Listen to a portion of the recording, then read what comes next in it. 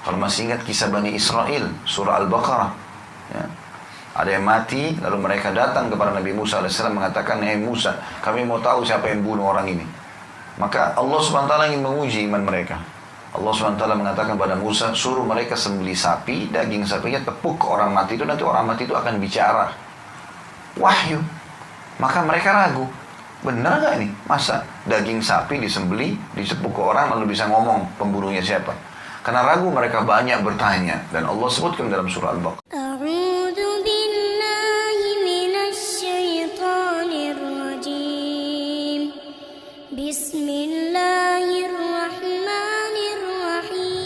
Alhamdulillah, selalu saja lisan orang beriman memuji Allah Subhanahu wa Ta'ala, yang dia sangat yakin bahwasanya memang la ilaha illallah, tidak ada Tuhan yang berhak untuk disembah, ditunduki, dipatuhi, dicintai dan ditakuti kecuali Allah, yang telah menjanjikan dengan kalimat Alhamdulillah ini segala kebutuhan untuk roda kehidupan di muka bumi ini akan dipenuhi.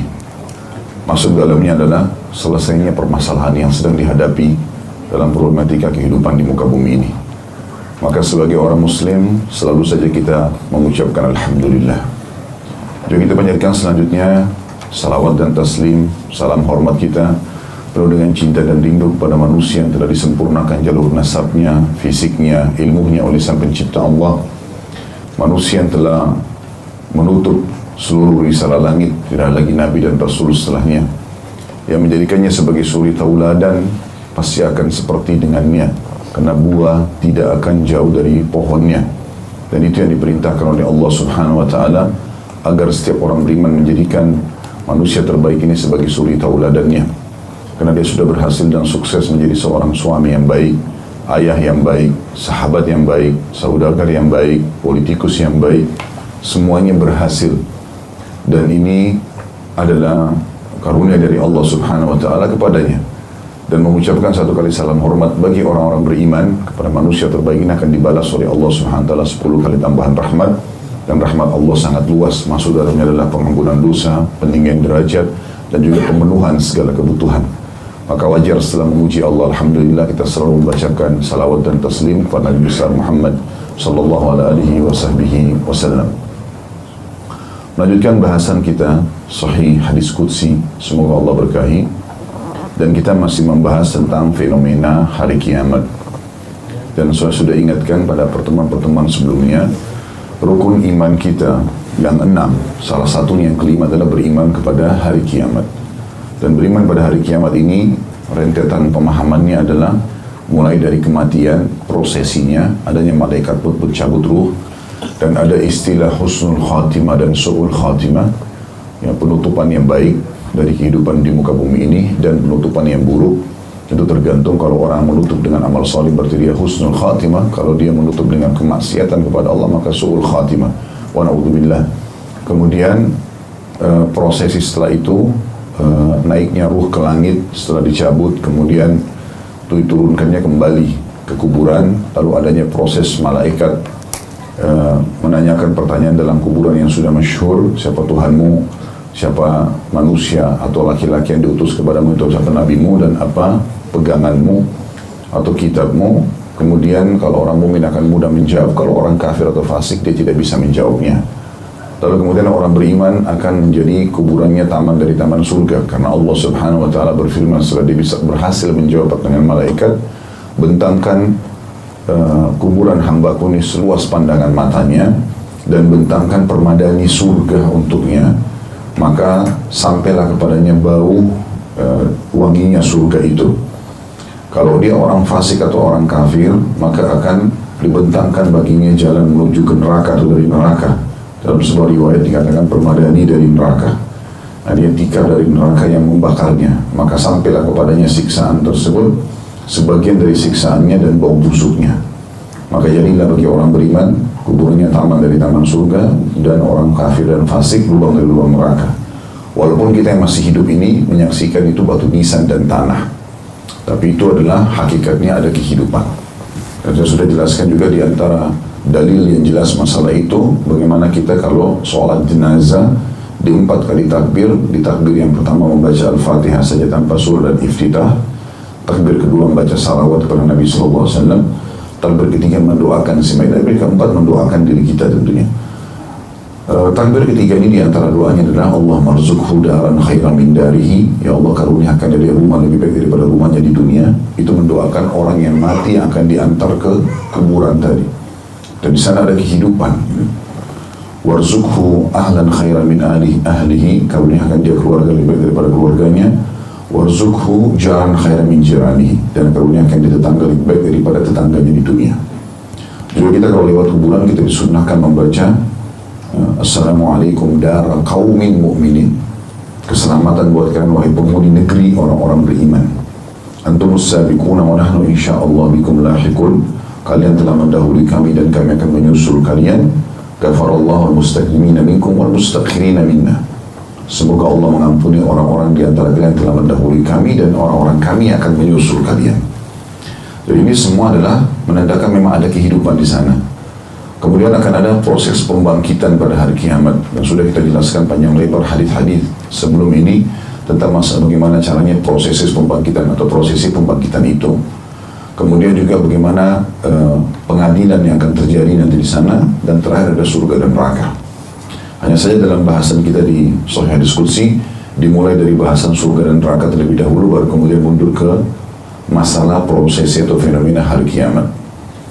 Hari ini kita masih melanjutkan tentang masalah fenomena hisab hari kiamat. Salah satu dari rentetan rukun iman yang kelima itu adalah persaksian anggota badan manusia pada hari kiamat. Kita harus paham teman-teman sekalian, anggota tubuh yang Allah Subhanahu wa ta'ala amanahkan kepada kita, kedua mata, kedua telinga, lisan, hidung, telapak tangan dan jari-jarinya, kaki juga, ya. Semua ini kemaluan, ini semuanya organ-organ tubuh Allah Subhanahu wa ta'ala berikan sebagai perangkat untuk melakukan ketaatan kepadanya dan bukan kemaksiatan. Allah sebutkan dalam surah Az-Zariyat ayat 56, surah nomor 51, A'udzu billahi minasyaitonir rajim wa ma khalaqtul jinna wal insa illa liya'budun ma uridu minhum min rizqin wa ma uridu minhum an yut'imun illa Allahu war-razzaqu dzul quwwatil matin. Aku tidak menciptakan jin manusia, fasilitas yang aku berikan dari badannya itu, ya, waktunya, semua di muka bumi ini dari tumbuh-tumbuhan, jenis-jenis makanan dia bisa dapatkan, pakaian yang akan dia kenakan, semuanya udara, api, apa saja ini kecuali untuk digunakan beribadah kepadaku. Ya, dan mana ibadah adalah semua niat, perkataan, perbuatan yang dicintai dan diperintahkan oleh Allah Subhanahu wa ta'ala. Aku, kata Allah, tidak menginginkan rezeki dari mereka. Aku, sesungguhnya Allah itu zat yang maha pemberi rezeki dan maha kuat. Maka teman-teman sekalian, ini harus difahami sebagai pondasi dasar. Jadi tidak boleh kita gunakan anggota tubuh pada kemaksiatan. Kalau seandainya ada orang terjerumus dalam kemaksiatan karena kejahilannya, belum faham atau karena kelalaiannya, karena godaan syaitan atau lingkungannya, maka dia masih punya satu kata kunci rahasia. 6 huruf ini rahasianya, taubat. Taubat kepada Allah SWT artinya betul-betul ingin kembali kepada ketaatan Allah dengan meninggalkan kemaksiatannya, tanpa harus memperdulikan lagi ya konsekuensinya apa. Intinya saya sudah bertaubat, saya harus meninggalkan semua kemaksiatan tersebut dengan tulus kepada Allah SWT. Allah akan perbaiki keadaannya. Allah Subhanahu wa ta'ala akan memperbaiki keadaannya. Dan bagi seseorang yang Allah tidak membuka kesalahannya di dunia, dia diharamkan membuka kepada orang lain. Tidak boleh. Makanya kata Nabi SAW dalam hadis Bukhari, sesungguhnya manusia yang paling buruk kedudukannya di sisi Allah pada hari kiamat adalah seseorang yang Allah tutupin kesalahannya, lalu dia membongkarnya sendiri. Ya, kalau orang berzina tidak ada yang tahu sama sekali, dosa besar, baik dia taubat kepada Allah SWT, tutupin, tidak boleh dia buka lagi. Ada orang semalam suntuk, Allah tutup aibnya, tidak ada yang tahu. Besok pagi dia ke kantor cerita sama orang. Kenapa harus cerita? Tidak dibutuhkan untuk menceritakan itu. Baik itu kita mengerjakan amal soleh karena bisa ria, atau kita berbuat dosa karena bisa mendatangkan murkahnya Allah. Kok sudah melanggar masih cerita lagi gitu? Gak perlu. Harusnya kita faham masalah itu, ya. Dan teman-teman sekalian, taubat ini gak boleh ditunda. Gak ada waktu. Kalau orang masih terus lalai, ini kebodohan. Apa jaminannya teman-teman kita masih bisa berdiri dari tempat duduk kita sekarang? Apa jaminannya kita masih bisa pulang ke rumah? Masih bisa melakukan program-program yang sudah kita planningkan untuk ke depan atau rencanakan ke depan? Bukankah banyak kasus-kasus terjadi orang tidak sadar. Kasus terjadi kemarin tsunami, jadi banjir, orang lagi jalan tidak tahu. Ada banyak orang yang meninggal tanpa tahu kalau itu sedang terjadi. Kasus pesawat yang jatuh, mana orang tahu? Kalau dia tahu sebelumnya dia nggak bakal beli tiket. Tapi dia tidak tahu, subhanallah, ajal datang kita tidak tahu kapan. Kebodohan orang kalau dia menganggap oh tidak akan meninggal, terus saja dalam kelalaian. Bagaimana seseorang itu bisa tenang, kata sebagian ulama salaf? Dia bisa tenang sementara dia tidur lalai, tidak sholat malam, tidak sholat subuh, ya, atau dia dalam gelimang dengan kemaksiatan, sementara di depan matanya mati sedang membuka mulutnya. Dan di akhirat tidak ada pilihan, surga atau neraka, tempat yang abadi nikmat atau tempat siksaan yang menyakitkan dan abadi. Gimana bisa seseorang bisa merasa aman dengan itu? Dia terima tidak terima itu faktanya akan terjadi. Dia beriman, alhamdulillah, dia akan selamat. Dia tidak beriman, dia akan rasakan akibatnya. Dan banyak sekali ayat Al-Quran yang menyinggung masalah itu. Maka harusnya seseorang faham masalah ini, teman-teman. Taubat tidak boleh ditunda. Dan harus betul-betul tulus, ikhlas dari hati. Tanpa harus memikirkan lagi apa perkataan orang. Ya, oh kamu berubah ya, kamu begini ya, kamu so alim, apalah terserah dia mau ngomong apa. Yang penting saya memang tahu ini kesalahan, saya harus tinggalkan. Itu intinya. Kita menjadi orang baik. Dan siapapun yang taubat nasuha kepada Allah, betul-betul dia tulus dan ikhlas kepada Allah Subhanahu wa taala, Allah akan berkahi kehidupannya. Banyak sekali hal yang Allah Subhanahu wa taala akan bukakan bagi dia. Keberkahan di rumah tangganya, keberkahan di turunannya, keberkahan di hartanya. Walaupun dalam proses taubat, kata sebagian ulama, akan ada pembersihan masa lalu. Jadi kalau misalnya taubat hari ini, mungkin akan ada waktu dia sudah maksiat sama Allah 10 tahun, 15 tahun, 20 tahun. Ada prosesi, setahun, 2 tahun. Tapi dalam proses 1 tahun, 2 tahun itu mungkin masih ada kendala-kendala yang dihadapi. Tapi kalau sudah bersih bekas-bekas dosanya, maka dengan sendirinya, seperti mobil yang sedang melewati becek yang banyak, sekarang sudah dapat jalan raya yang mulus dan licin. Maka itu prosesi pembersihan. Kata Nabi SAW dalam hadis riwayat Muslim, tidak ada seorang muslim yang tertimpa rasa sumpek, sedih, gangguan orang, penyakit, ya, bahkan duri yang menusuk tubuhnya, kecuali jadi pembersihan dosa-dosanya. Jadi memang ada prosesi pembersihan itu. Umar bin Khattab radhiyallahu anhu mengingatkan dirinya dan mengingatkan kita semua. Dan subhanallah, saking ikhlasnya beliau menyampaikan ini sampai kepada kita di pagi ini pun. Mungkin akan terus dibahas oleh para dai-dai di seluruh dunia. Beliau mengatakan, hasibu anfusakum qabla an tuhasabu, wazinu amalakum qabla an tuzanu. Artinya, hisablah diri kalian sebelum kalian dihisab nanti hari kiamat. Jadi kita harus menghisab diri kita sendiri, apakah sudah baik atau tidak. Apakah kita sudah taubat atau belum, apakah masih ada kemaksiatan yang kita lakukan atau tidak gitu. Dan timbanglah amal-amal kalian sebelum ditimbang nanti. Sampai sebagian kaum salaf itu melakukan muhasabah benar-benar. Kalau dalam sehari ada satu saja yang nyantol kepada dosa, itu sudah cukup membuat mereka gelisah, nggak bisa tidur. Khawatir nanti justru satu itu mengganggu amal soleh dia yang lain, walaupun amal solehnya lebih banyak gitu. Maka harusnya kita tidak boleh tenang dengan maksiat-maksiat yang kita lakukan. Taubat tidak boleh ditunda. Ya. Salah satu hal yang berbahaya kalau orang tidak taubat, teman-teman, sebelum meninggal adalah persaksian anggota tubuhnya. Dan ini bahaya sekali. Kalau selama ini kita berbuat apa saja, kita masuk hotel berzina, berbuat apa saja, anggota tubuh kita seakan-akan mendukung kita. Padahal sebenarnya hanya karena tugasnya dia saja yang Allah Subhanahu wa taala sedang amanahkan. Tapi dia nanti hari kiamat akan berbicara, memberikan kesaksian, kalau saya disalahgunakan ya Allah. Makanya harus hati-hati, teman-teman. Kalau masih ingat pernah saya sampaikan beberapa kisah berhubungan dengan masalah bagaimana kalau orang menjaga anggota tubuhnya dalam ketaatan kepada Allah Subhanahu wa taala, maka Allah pun akan jaga anggota tubuh itu. Nah, di antaranya adalah kisah seorang syekh di Saudi yang pernah umurnya sudah hampir 80 tahun.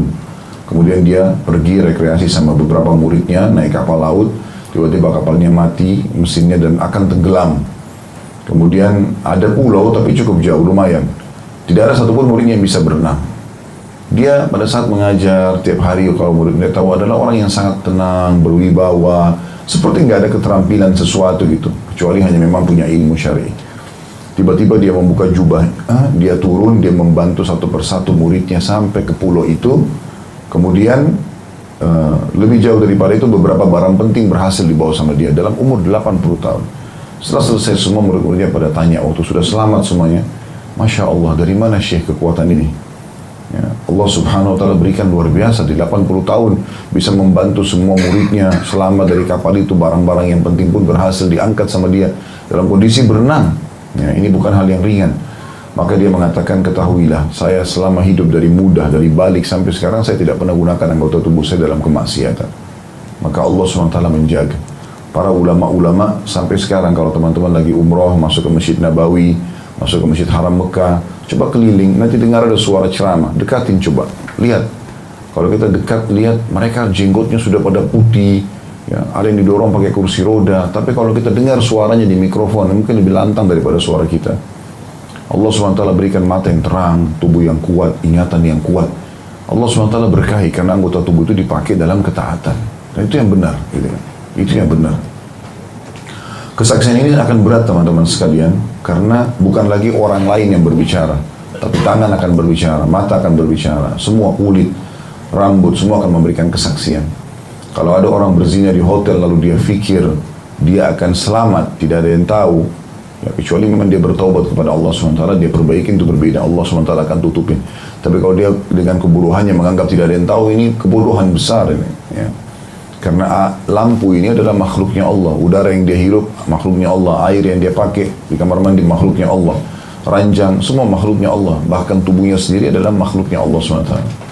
Kata sebagian ulama, andai saja tubuh itu bisa berbicara di dunia, bukan cuma di akhirat, Allah kasih di dunia pun dia bisa berbicara, maka setiap kali ya, dia digunakan dalam ketaatan, dia akan mengatakan, engkau telah beruntung karena menggunakanku pada tempatnya.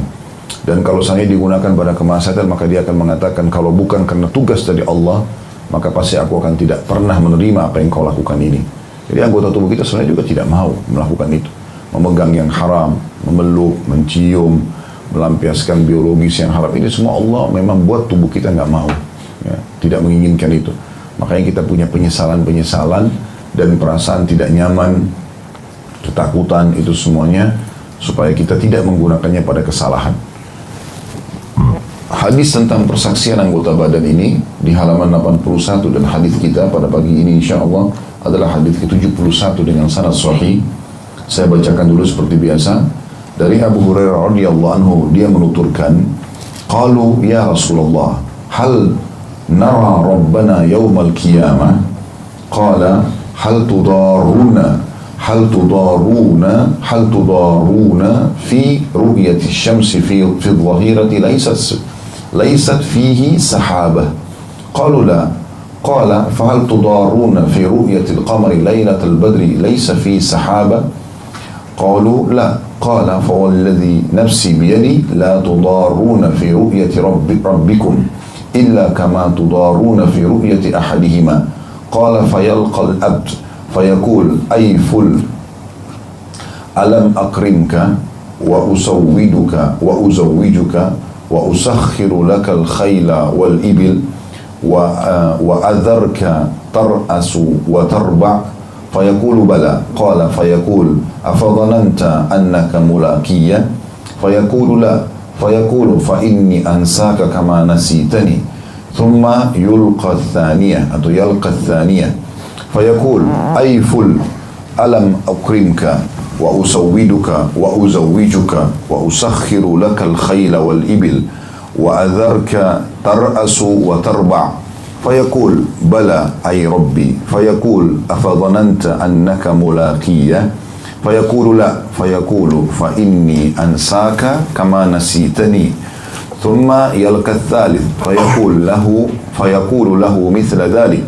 فيقول يا ربي آمنت بك وبكتابك وبرسلك وصليت وصمت وتصدقت ويثني بخير ما استطاع. فيقول ها هنا إذن. قال ثم يقال له الآن نبعث شاهدنا عليك.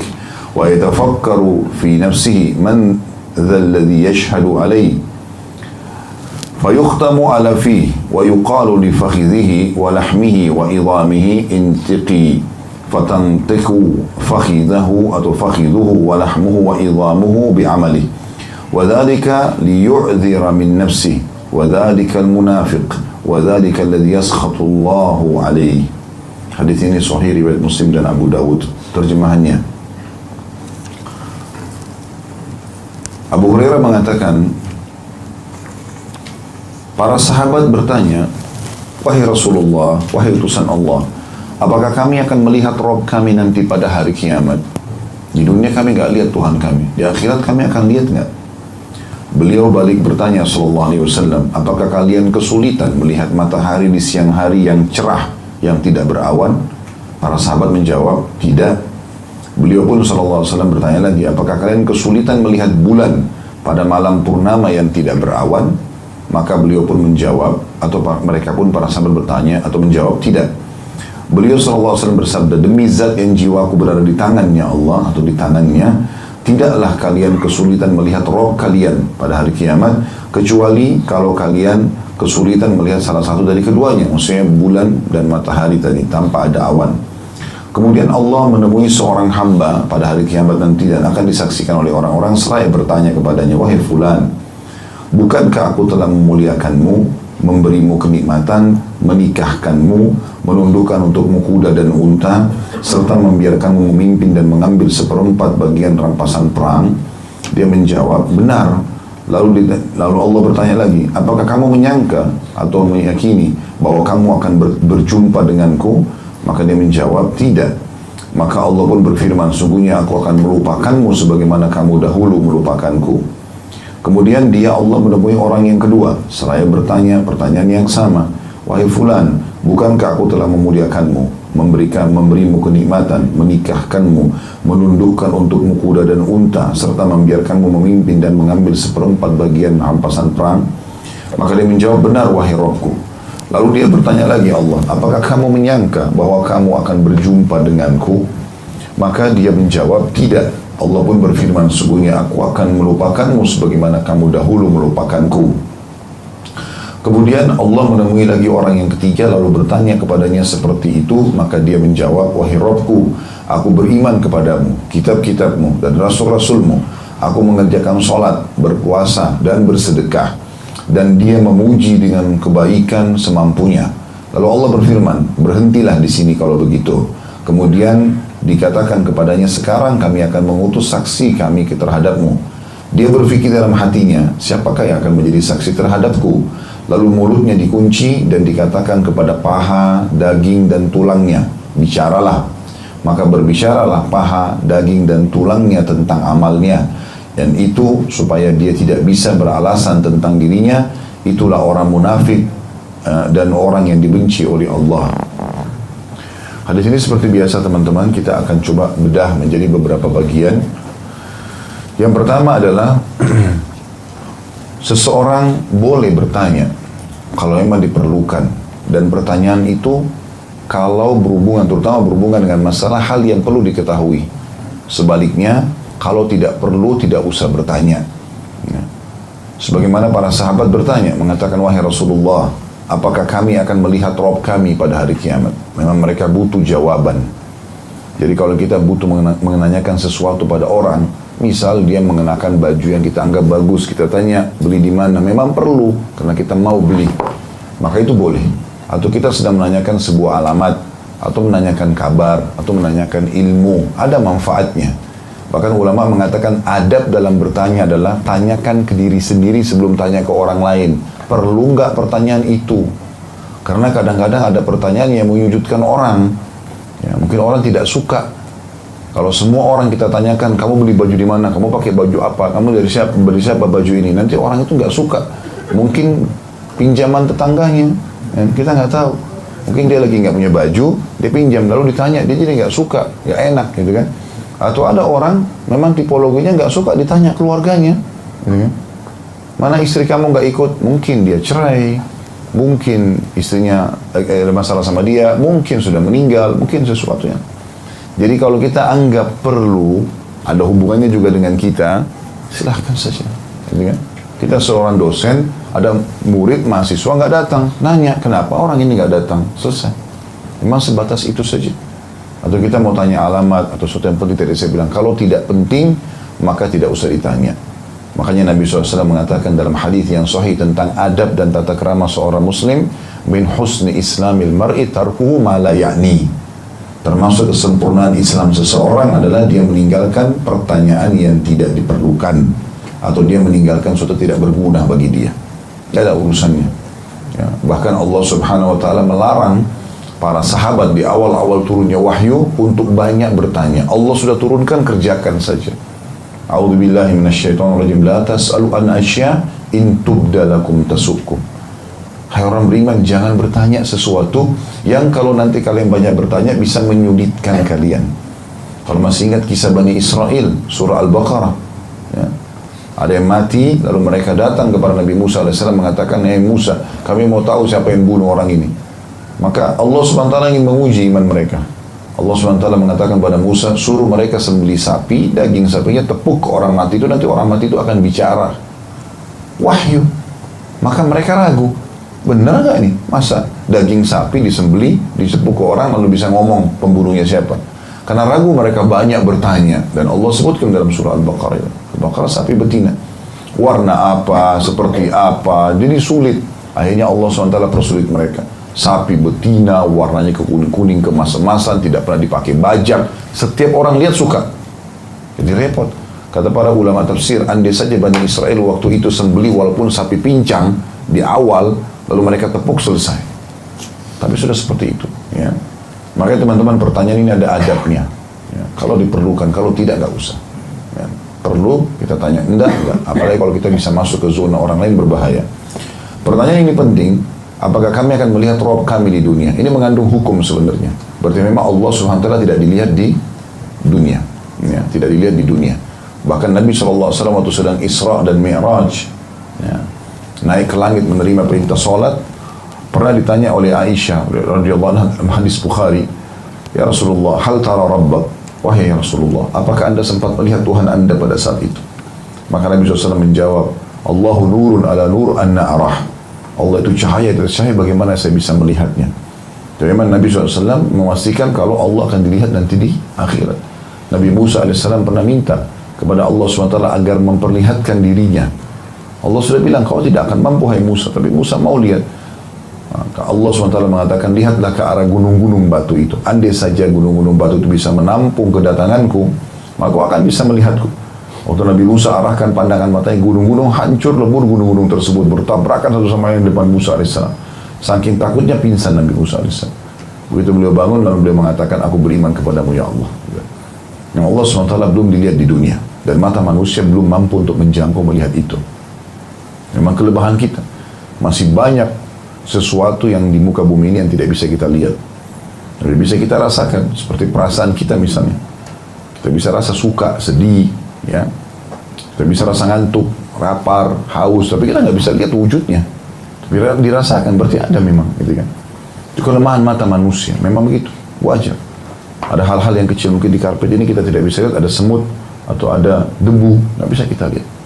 Karena kecilnya, kecuali menggunakan alat-alat tertentu misalnya. Maka ini memang kelemahan mata manusia, wajar, ya. Jadi kalau ada orang menantang, na'udzubillah, jangan sampai terjadi, mengatakan Allah nggak bisa kelihatan kok. Bagaimana saya bisa beriman dengan yang tidak kelihatan? Maka ini seperti membantah fitrah dia sendiri. Padahal banyak di sekitar dia tidak bisa dilihat, tapi dia bisa rasakan. Perasaan-perasaan dia tadi sudah jelas, ya, banyak sekali. Maka ini berhubungan dengan masalah pertanyaan tadi. Ya. Di sini Nabi SAW juga menjelaskan dalam hadis yang lain, kalian akan melihat pertama kali Tuhan kalian nanti di mahsyar, ya, dalam bentuk cahaya terang, seperti ya terangnya bulan purnama di malam Lailatul Qadar. Termasuk hadis ini dipegang oleh sebagian ulama mengatakan pada Lailatul Qadar di malam-malam terakhir Ramadan itu bulan akan sangat terang seperti bulan purnama, walaupun dia di akhir bulan. Karena biasanya bulan purnama itu hanya terjadi di 3 hari, tanggal 13, 14, 15 dari bulan Hijriah. Bulan jadi besar dan kelihatan. Itu memang hari-hari puasa pada saat itu. Tapi di akhir Ramadan akan terjadi ya, di malam-malam ganjil bulan seperti itu. Itu menandakan Lailatul Qadar. Tapi jelas hadis ini berhubungan dengan masalah melihat Allah Subhanahu wa taala.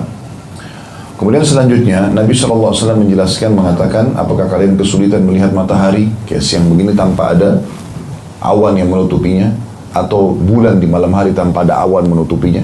Kata para sahabat, tidak ya Rasulullah. Maka Nabi SAW bersumpah atas nama Allah mengatakan, demi zat yang jiwaku berada di tangannya, Tidakkah kalian atau kalian tidak akan pernah kesulitan melihat Tuhan kalian sebagaimana kalian tidak kesulitan melihat bulan dan matahari tadi. Nah, jadi ini potongan yang pertama. Potongan yang kedua dari hadis adalah kemudian Allah menemui seorang hamba. Artinya akan mulai hisab di situ. Dimulailah hisab. Allah Subhanahu wa taala memiliki sifat-sifat yang sempurna. Di antaranya Allah berbicara. Allah berbicara. Dan Allah menyebutkan dalam salah satu ayatnya tentang Nabi Musa alaihissalam, a'udzubillahi minasyaitonir rajim, wa kallamallahu Musa taklima. Dan Allah telah mengajak bicara Musa secara langsung. Sampai Nabi Musa alaihissalam punya julukan Kalimullah. Ya, orang yang diajak bicara langsung oleh Allah Subhanahu wa taala. Dan satu sifat Allah SWT, Allah akan berbicara dengan hambanya. Dan ada sebuah hadis juga yang menjelaskan tidak ada seorang pun yang terkadang kecuali akan berbicara dengan Tuhannya pada hari kiamat berdua tanpa ada penterjemah. Ya. Allah SWT akan menanyakan. Ada riwayat yang juga menjelaskan nanti orang-orang akan menunggu giliran untuk dihisab. Maka satu persatu akan maju ke bawah singgasananya Allah. Maka Allah pun akan menutupinya dengan cahayanya sehingga orang-orang tidak melihat. Lalu Allah bertanya kepadanya, hai hamba, apa kau sudah melakukan ini, kau melakukan itu? Dijelaskanlah satu persatu perbuatan dia. Kalau dia mengakui itu, maka Allah Subhanahu wa taala akan memaafkan dia selama dia beriman. Makanya pernah saya bilang teman-teman, pesan penting di akhirat nanti kalau dihisab, mudah-mudahan insya Allah tidak ada dosa yang kita bawa di akhirat. Tapi kalau ada seseorang dari kita dihisab oleh Allah dan ditanya, jangan membantah, karena Allah punya bukti banyak. Ya, tidak usah sama sekali kita membantah. Kau lakukan, iya. Kau lakukan, iya. Karena memang Allah punya bukti banyak sekali. Anggota tubuh kita jadi bukti, malaikat mencatat, semuanya ini ada buktinya. Dan orang subhanallah, kalau kamu buat ini ya, iya, memang saya lakukan. Selesai urusannya. Walaupun dia merasa nggak enak, tapi dia selesai. Iya memang, sudah kita perbaiki ke depannya, kan begitu. Kan lebih aman daripada muter-muter ke sana sini, nantinya malah jadi lebih panjang permasalahannya, gitu kan. Dan kita untuk menjelaskan sesuatu cukup menjelaskan apa yang kita perlukan. Tadi kenapa telat datang? Oh saya karena macet. Selesai. Kalau ada pertanyaan yang kedua, baru jawab lagi. Gak usah terlalu panjang juga jawabannya, gitu kan? Kita perlu jawab. Ya. Mau kemana Pak? Mau ke masjid. Selesai, cukup. Kalau dia memang ada hajat, dia akan tanya lagi kan gitu. Masjid mana? Mungkin dia mau sholat juga sama-sama, baru kita jawab. Ya, itu termasuk adab seseorang muslim, baik tadi dalam pertanyaan ataupun kita menjawab pertanyaan. Ya. Karena itu diperlukan. Kadang-kadang subhanallah kita benar, tapi karena jawaban kita terlalu banyak, akhirnya jadi salah. Ya. Maka itu perlu difahami. Di sini Allah SWT akan berbicara. Lalu Allah mengingatkan hamba-hambanya ini dengan nikmat-nikmat yang diberikan. Disebutlah satu persatu. Bukankah aku telah memuliakanmu? Ya, kata para ulama hadis, yang dimaksud dengan dimuliakan adalah ada waktu-waktu kamu di dunia yang kamu merasa dimuliakan, dihormati orang. Dan pada saat itu semuanya orang akan mengingat. Tidak ada satupun yang luput dari dia. Apapun akan dia ingat pada saat itu. Semuanya teringat dengan sangat jelas. Memberimu kenikmatan. Kata ulama tafsir, ulama hadis, nikmat makan, nikmat minum, semua nikmat penglihatan, pendengaran, semuanya. Dia teringat semuanya itu. Lalu kemudian menikahkanmu. Ya, menikah pun sehingga ada orang yang mau sama kita. Lalu kita bisa melakukan biologis, kita punya keturunan, itu semua dengan kekuatan dan daya dari Allah, nggak ada dari kita. Jangan sampai teman-teman muncul rasa sombong dalam hati kita, kita menganggap kita lah yang mampu melakukannya. Nggak bisa. Kalau Allah tidak izinkan, demi Allah tidak akan bergerak jari ini satupun. Ya. Allah Subhanahu Wa Taala yang memudahkan kita untuk menggerakkan jari, munculnya ide untuk melangkah. Lalu Allah yang memberkahi sehingga bisa menjalankannya. Allah Subhanahu Wa Taala yang mudahkan semua. Maka teman-teman harus peka melihat nikmat-nikmat Allah. Setiap apapun yang bisa kita lakukan, kita harus tahu itu adalah karunia dari Allah Subhanahu Wa Taala.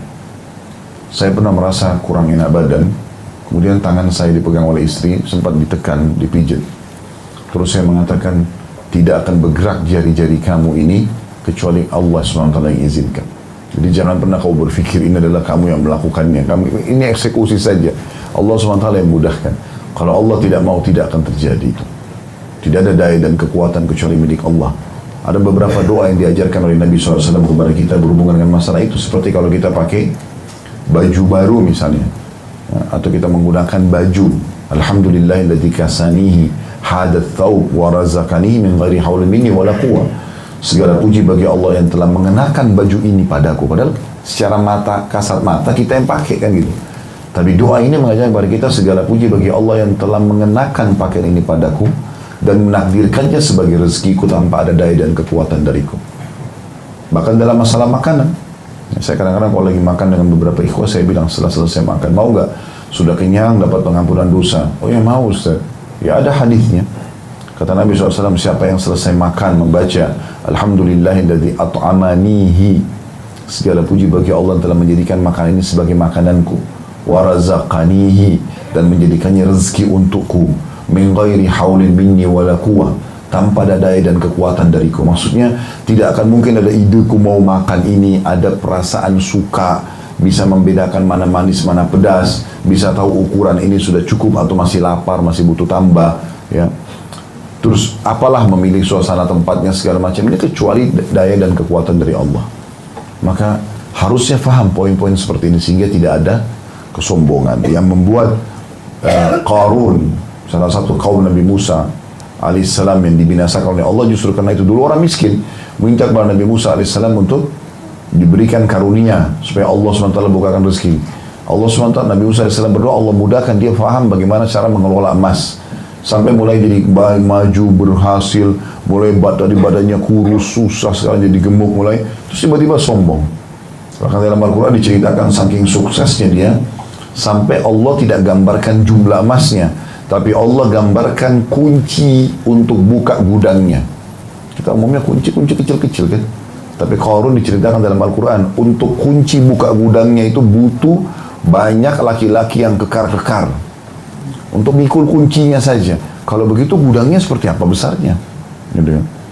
Makanya dikatakan harta karun ya, karena nama dia Qarun itu. Tapi subhanallah yang membuat Allah SWT binasakan dia, karena dia mengatakan waktu Nabi Musa AS utus orang suruh keluarkan zakat hartanya, dia nggak mau. Ya, ini sesungguhnya hasil jerih payah saya. Loh, bukankah kau dulu miskin Allah kasih kaya? Seperti itulah. Ya. Ini juga sudah pernah kita ceritakan di kisah 3 orang ya, kalau masih ingat, yang bisu, yang tuli, ya, yang buta, yang bisu, buta, sama orang yang botak ya, yang akhirnya Allah Subhanahu Wa Taala menguji mereka. Sudah kita sampaikan dulu itu. Di sini ditanya gitu. Kemudian juga menundukkan untukmu kuda dan unta sehingga bisa belajar dan menungganginya. Kalau kita sekarang juga masuk mobil dan seterusnya, serta membiarkanmu memimpin dan mengambil 1/4 bagian rampasan perang. Kalau ada jihad bisa dapat bagian. Dia menjawab benar, tapi pada saat itu orang sudah susah untuk berbohong ya. Ada orang jujur, ada orang bohong. Di sini contoh orang yang jujur, dia mengatakan, Allah tanya, apakah kau yakin akan bertemu dengan saya hari ini? Dia bilang tidak ya Allah. Memang saya tidak yakin dulu. Ya. Maka Allah SWT biarkan dia. Sudah, ini orang pasti akan dihukum ya, dalam keadaan kafir. Orang kedua juga sama. Orang yang ketiga, rupanya karena dia lihat 2 orang ini ya, sudah selesai, nggak bantah masuk neraka, maka dia mau coba-coba ya, merekayasa jawaban ya. Nah, ini ciri orang munafik di dunia, banyak rekayasa jawabannya gitu kan. Maka Allah tanya orang ketiga, kalau kamu bagaimana? Bukankah saya sudah kasih begini begitu? Maka dia menjawab dengan sederhana sekali, dengan beraninya depan Allah dia mengatakan, dulu aku beriman kepadamu ya, kepada Rasulmu, kepada kitab-kitabmu ya. Semuanya disampaikan sama dia, mengerjakan sholat, berpuasa, sedekah, bahkan kata Nabi SAW, dia memuji dengan kebaikan semampunya. Apapun kebaikan yang dia ingat, semua dia bilang, saya pernah lakukan. Dia coba-coba. Maka Allah SWT tahu orang ini bohong. Maka Allah mengatakan, kalau begitu kesinilah, sekarang kami akan datangkan saksi. Lalu dia bertanya, kira-kira saksi saya siapa nih? Pikir temannya kah? Ya, mungkin orang yang kenal dia di dunia. Ternyata Allah kunci mulutnya, lalu Allah perintahkan pahanya, daging, yang berarti seluruh tubuhnya, ada daging ototnya, tulang-tulangnya, semuanya berbicara. Maka mereka pun berbicara semuanya, sampai akhirnya dia tidak bisa lagi beralasan, karena anggota tubuhnya sendiri yang berbicara. Maka kata Nabi SAW, itulah orang munafik dan orang yang dibenci oleh Allah Subhanahu Wa Taala. Lalu teman-teman, pelajaran yang penting dari hal ini adalah bagaimana seorang muslim tidak membawa masalah di akhirat. Dan sudah saya sering bahasakan itu. Kita menuju ke akhirat bawa dua hal, jangan bawa dua hal. Bawalah dua hal, amal soleh dan teman yang soleh. Sibuk dari amal soleh ke amal soleh apalagi. Gak usah bilang saya dulu sekian tahun buat dosa, amal saya masih sedikit. Udah beramal saja. Allah itu menilai ketakwaan kita. Bagaimana kita patuh nggak gitu. Kita tidak tahu, subhanallah. Ada orang bahkan tidak pernah sujud sekalipun Allah SWT berikan dia surga. Kuasa Allah SWT, rahmatnya Allah luas. Allah tahu niat kita. Makin ikhlas, makin tulus, maka makin baik Allah berikan kepada kita. Ya. Maka harus paham itu. Begitu juga dengan lingkungan kita, harus orang-orang baik. Saya sudah pernah ingatkan, saya ingatkan kembali, nanti pada hari kiamat akan ada orang-orang beriman masuk ke dalam surga. Ya. Lalu mereka tiba-tiba Allah buat mereka ingat teman-temannya. Ini rahmat Allah yang luas. Lalu mereka mengatakan, ya Allah, teman kami fulan pernah sholat bersama kami, pernah jalan bersama kami. Minimal sekali mungkin pernah jalan sama orang-orang sholat. Diingat. Allah SWT buat ingat. Lalu Allah mengatakan, pergilah ke neraka, cari teman-teman kalian itu, lalu keluarkan. Lalu dikeluarkanlah. Selama mereka muslim, walaupun banyak dosanya bisa dikeluarkan karena teman-teman solehnya itu. Dan sebaliknya jangan bawa dua hal, jangan bawa dosa. Dari dosa ke dosa, tobat dosa itu nggak enak. Dimulai dengan ketakutan, ya, diakhiri dengan penyesalan. Di antaranya pun nggak nyaman, gitu kan? Orang selalu mau sembunyikan, tapi lakukanlah ketaatan-ketaatan lebih baik. Dimulai dengan keikhlasan, diakhiri dengan ya, kegembiraan. Kemudian juga jangan bawa musuh. Ada orang begitu sibuk tiap hari dapat cari musuh. Ini jangan, teman-teman sekalian. Berhenti dari cari musuh ini. Ya, cari musuh ini berarti sengaja mau mencari tahu informasi tentang orang tanpa ada maslahatnya buat dia. Sedangkan kita tahu aib orang aja kita disuruh tutupin. Ini kok kenapa sengaja nyari-nyari? Begitu buka pintu, begitu buka handphone, yang paling pertama sudah tahu belum? Nah, tahu apa? Tanya, sudah sholat belum? Bukan sudah tahu belum? Gosipin orang, gosipin pembantu orang, rumah tangganya, segala macam. Untuk apa ini? Ghibah itu menceritakan aib muslim, kalau ada padanya namanya ghibah, tidak boleh, dosa besar. Kalau nggak ada fitnah, berarti nggak usah buka pintu itu. Makin kita tidak tahu makin bagus. Nggak usah cari tahu. Kalau depan mata kita jelas dia buat kemungkaran, baru kita luruskan. Kalau tidak tahu, jangan cari tahu. Nggak perlu. Nah, ini sudah sering saya ingatkan masalah ini. Ya, tidak usah ambil tugasnya malaikat. Nah, harus ingat itu. Sudah ada malaikat Allah amanahkan di pundak kanan dan kiri 24 jam. Ya. Bahkan sip-sipan malaikat itu. Dalam hadis Bukhari Muslim dikatakan. Kata Nabi SAW, malaikat bergantian pada kalian di malaikat pagi dan malaikat malam. Mereka bergantian dan di waktu sholat asar itu mereka bergantian. Ya. Sampai ulama masukkan dalam kategori keafdalian yang masuk sholat asar gara-gara pergantian shift malaikat itu. Jadi malaikat yang dari pagi bertugas sampai sore itu melapor kepada Allah. Allah tanya, waktu kamu datang, kamu tinggalkan hambaku lagi apa? Lagi sholat. Lalu yang datang ditanya nanti sama Allah, pada saat kamu datang hambaku lagi apa? Lagi sholat. Gitu. Maka ada malaikat yang menjaga. Untuk apa kita repot-repot nih? Ya. Sama amal yang kita kerjakan sudah malaikat sudah catat. Ya. Bahkan subhanallah Allah menyebutnya, Allah memberikan kemudahan bagi malaikat dalam sebuah hadis, kata Nabi SAW, kalau seorang hamba berbuat dosa, maka malaikat berkata yang ada di sebelahnya, jangan catat dulu kepada temannya, siapa tahu dia tobat hari ini. Ya. Pasti ada kemudahan yang Allah kasih. Ya. Maka ini semua karunia yang sangat besar kepada kita. Harusnya hati-hati berhubungan dengan masalah ini. Masih bab yang sama, hadisnya nomor 72. Dan hadis ini sahih dari Anas bin Malik radhiyallahu anhu, dia mengatakan, "Kunna 'inda Rasulillah sallallahu alaihi wasallam fa dhahik. Faqala hal tadruna mimma adhak?" Qala qulna Allah wa rasuluhu a'lam. Qala min mukhatabati al-'abd rabbah yaqulu ya rabbi alam tujirni min adh-dhulm. Qala yaqulu bala. Qala fa yaqulu fa inni la ujizu ala nafsi illa shahidan minni. قال فيقول كفى بنفسك اليوم عليك شهيدا وبالكرام الكاتبين شهودا قال فيختم على فيه فيقال لأركانه انتقي قال فتنطق بأعماله قال ثم يخل بينه وبين الكلام qala fayaqul bu'dan lakunna wa suhqan fa'ankunna kuntu unadhil.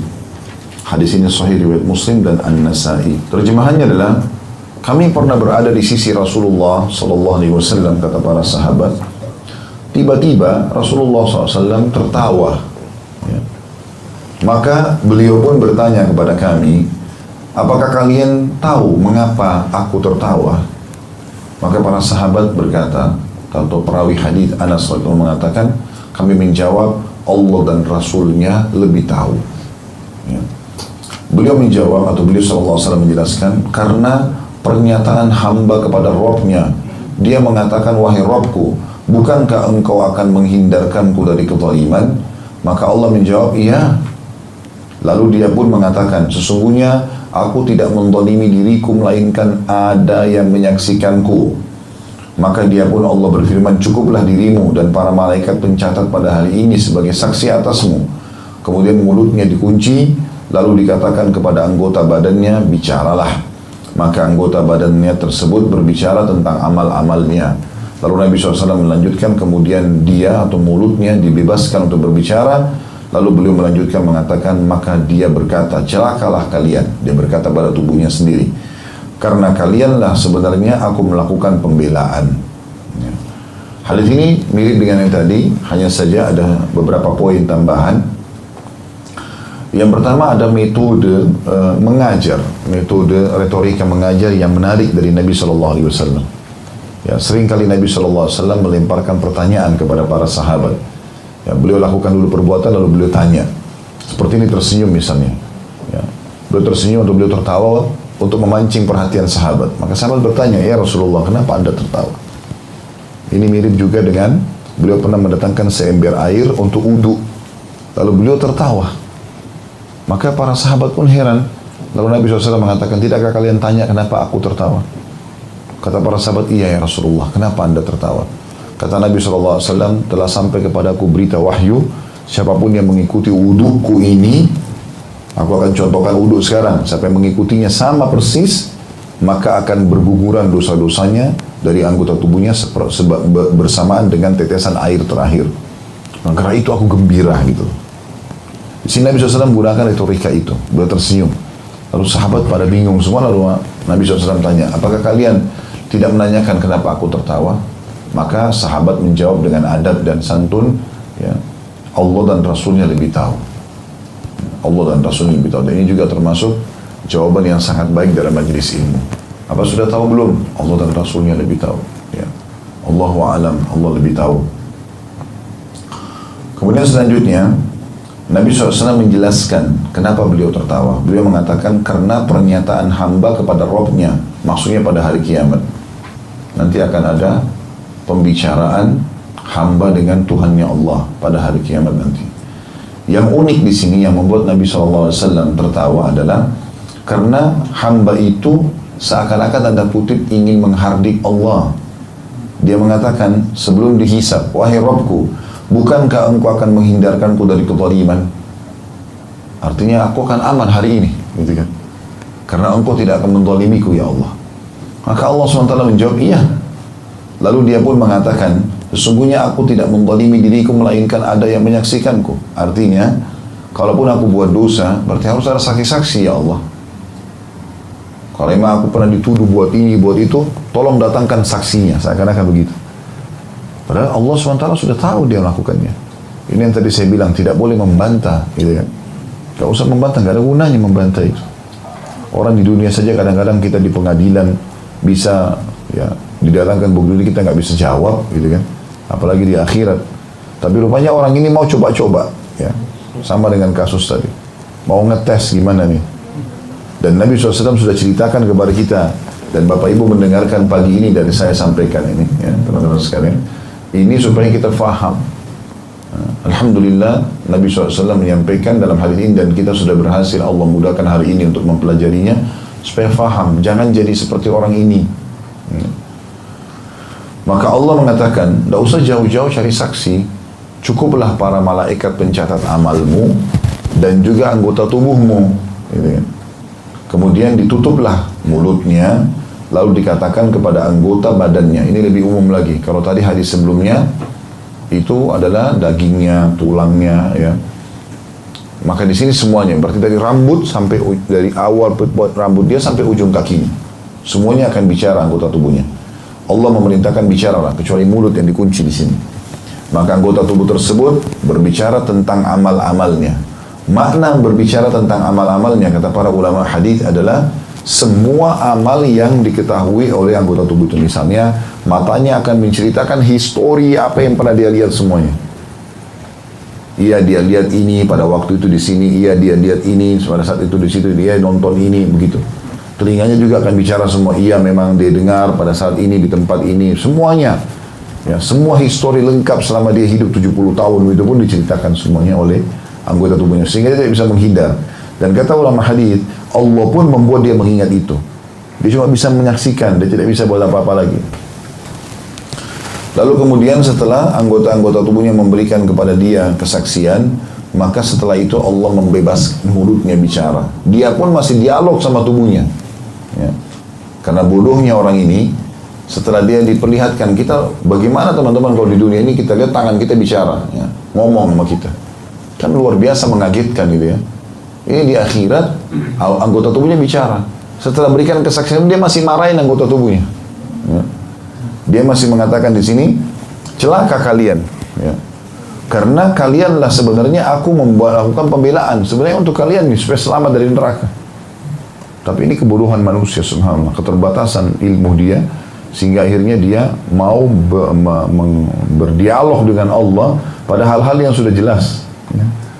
Mirip dengan rumah ini sudah jelas, ya, punya Pak Widi, namanya segala macam, ada orang datang ngaku-ngaku, ya, ini rumah saya, ya. Karena sudah tahu semuanya, ya. Kenapa kok harus seperti itu? Jadi nggak ada gunanya, mau berargumen apapun nggak ada gunanya, ya. Contoh saja. Maka seperti itulah keadaan pada hari kiamat. Dan pelajaran sama tadi saya bilang dari hadis sebelumnya, kita diberikan, ya, penyampaian oleh Nabi SAW agar jangan menjadi seperti orang ini. Dan seharusnya sebagaimana saya berikan tadi di awal pembukaan kita, kita menjaga anggota tubuh kita agar selalu dalam ketaatan kepada Allah Subhanahu wa ta'ala, ya. Beranjak daripada firman Allah Subhanahu wa ta'ala dalam surah Az-Zumar ayat 67, A'udzu billahi minasyaitonir rajim, wal ardu jami'an qabdatuhu yawmal qiyamati was samawati matwiyatun bi yaminih. Al-ayat. Bumi semuanya dalam genggamannya. N-nya besar, kata ganti Allah, pada hari kiamat, dan langit digulung dengan tangan kanannya. N-nya besar juga, kata ganti untuk Allah Subhanahu wa ta'ala. Ini surah Az-Zumar ayat 67. Tafsir daripada Az-Zumar 67 ini adalah hadis nomor 73 dengan sanad sahih. Dari Abu Hurairah radhiyallahu anhu, dia menuturkan, sami'tu Rasulullah sallallahu alaihi wasallam yaqul, yaqbidullahu al-arda wa yatwi as-samawati bi yaminih, thumma yaqul, ana al-malik aina mulukul ard. Aku mendengarkan Rasulullah SAW bersabda dalam menafsirkan Az-Zumar ayat 67, Allah akan menggenggam bumi dan menggulung langit dengan tangan kanannya. Kemudian Allah akan berfirman pada hari kiamat, akulah raja, di mana raja-raja dunia. Kita baca dulu semua hadisnya. Kemudian hadis 74, hadis ini sahih riwayat Bukhari, Muslim dan Ibnu Majah. Hadis masih bab yang sama nomor 74 dengan sanad sahih dari Ibnu Umar radhiyallahu anhu dari Rasulullah SAW, bahwasanya beliau bersabda, Inna Allah yaqbidu yawmal qiyamatil arda wa takunu as-samawatu biyamini thumma yaqulu anal malik. Sesungguhnya Allah akan menggenggam bumi pada hari kiamat dan langit digulung dengan tangan kanannya. Kemudian beliau berfirman, atau Allah berfirman, ya, akulah raja. Hadis ini diriwayatkan oleh Imam Bukhari.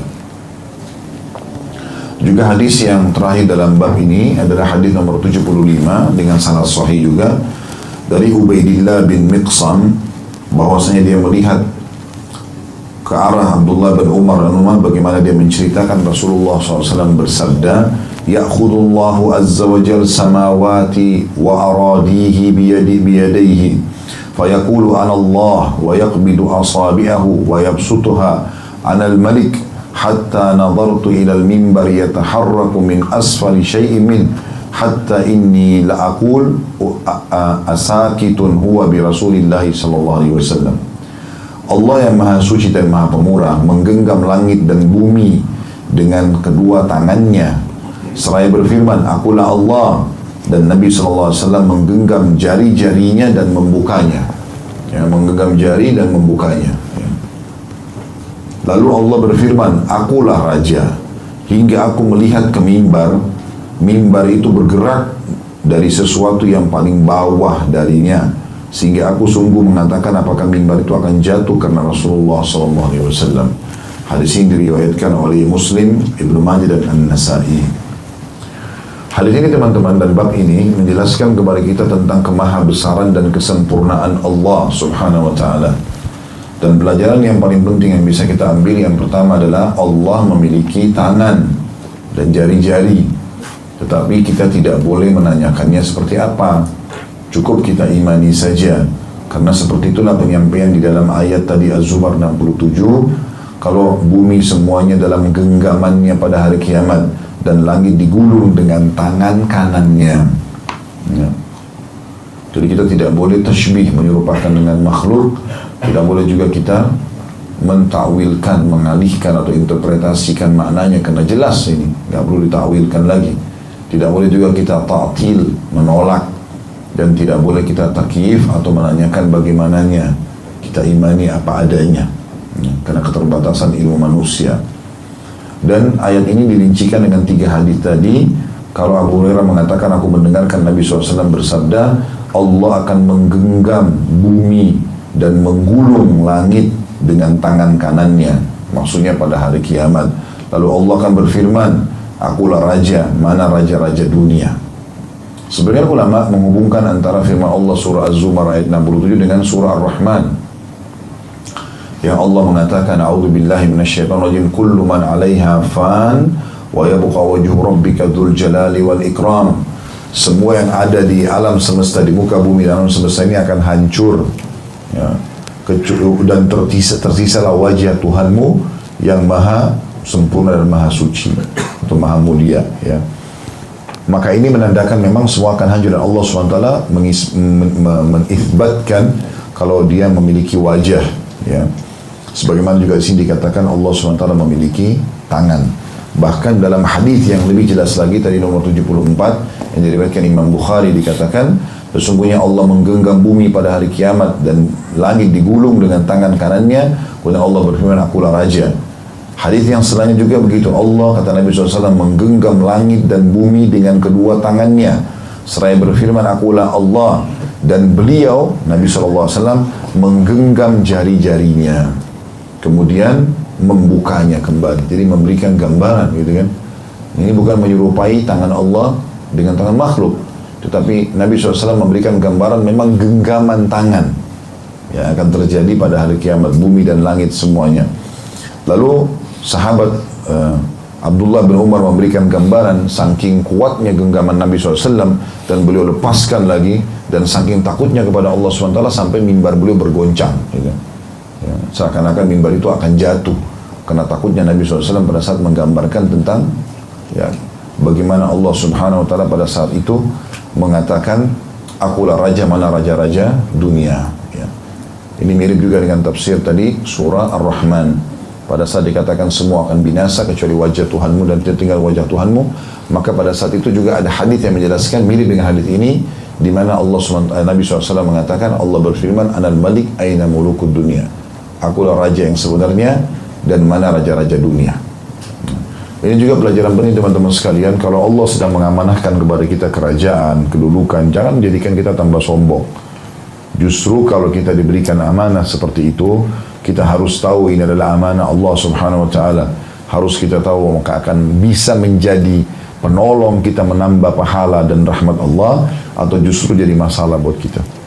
Ya, jangan sampai kita tunggangi. Ada orang subhanallah menjabat, dia berpikir dengan jabatan itu justru kesempatan dia melakukan kemaksiatan, mengumpulkan harta haram, mendalimi orang, mengambil hak-haknya orang lain, ya, menindas orang lain dengan jabatannya. Ini semua bahaya, hisabnya berat hari kiamat. Para kaum salafus saleh lari, ya, dari jabatan-jabatan itu karena takut hisab hari kiamat.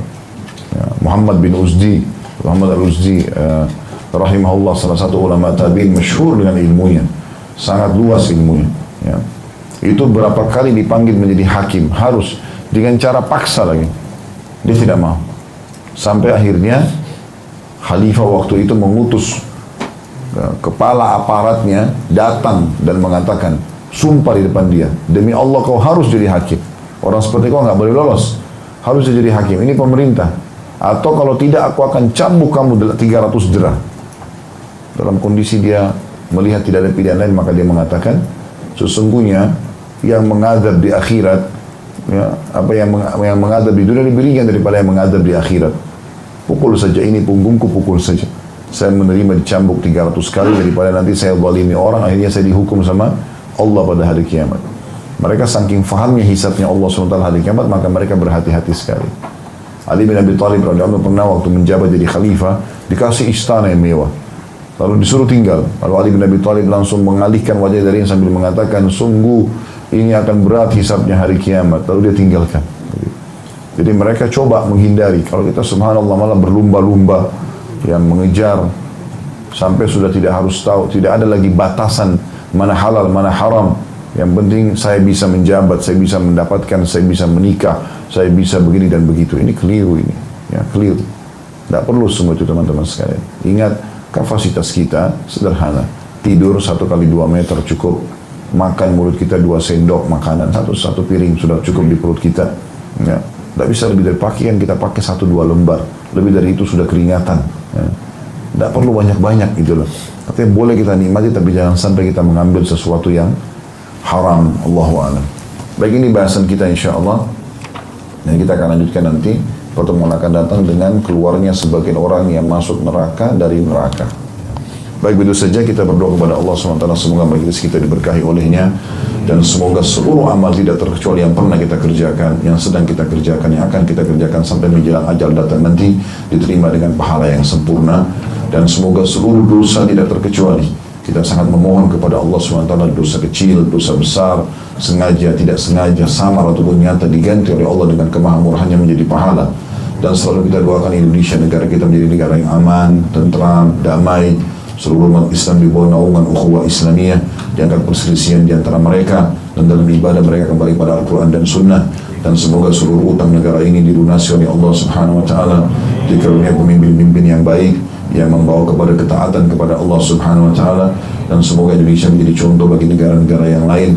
Dan selalu kita doakan saudara kita di Palestina, di Syria, di Yaman, di Irak, di Myanmar, di Aqsa, dimanapun mereka berada selalu tertindas. Semoga Allah ikhlaskan niat mereka, terima para syuhada mereka, muliakan Islam di tangan mereka dan tangan kita semua. Dan semoga Allah ikut sertakan kita bersama mereka di pahala, baik dengan doa, dengan harta, juga dengan jiwa kita. Dan semoga Allah dengan kemahamurahannya, kita memohon dengan keikhlasan dari hati agar menyatukan kita semua di surga firdausnya tanpa hisab.